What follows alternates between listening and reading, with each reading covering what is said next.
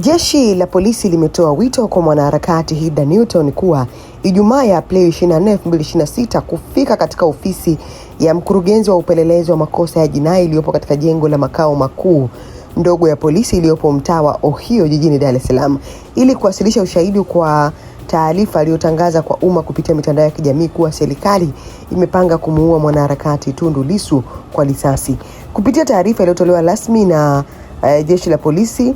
tarehe 22 Aprili 2026 imeeleza jeshi la polisi linaendelea na uchunguzi wa kukusanya ushahidi kutokana na taarifa ya Hilda Newton aliyochapisha na kusambaza katika mitandao ya kijamii tarehe 10 mwezi wa 4 mwaka 2026. Taarifa hiyo ilikuwa inasema pamoja na mambo mengine kuwa serikali imepanga kumuua Mheshimiwa Lissu kwa risasi.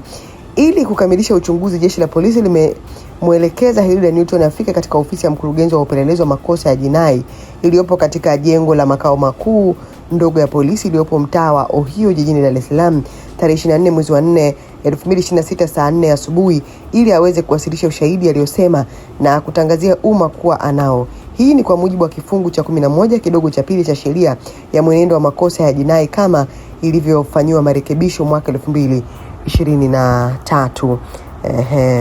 Ngoja niende kwenye page ya Hilda Newton niangalie kama kuna kitu ambacho hatakuwa ameposti, maana mara nyingi huwa anatumia Twitter. Nimeangalia kwenye page ya Hilda Newton, naona hajajibu chochote, lakini huo ndo wito ambao ameitwa na jeshi la polisi akaweze kutoa ushahidi.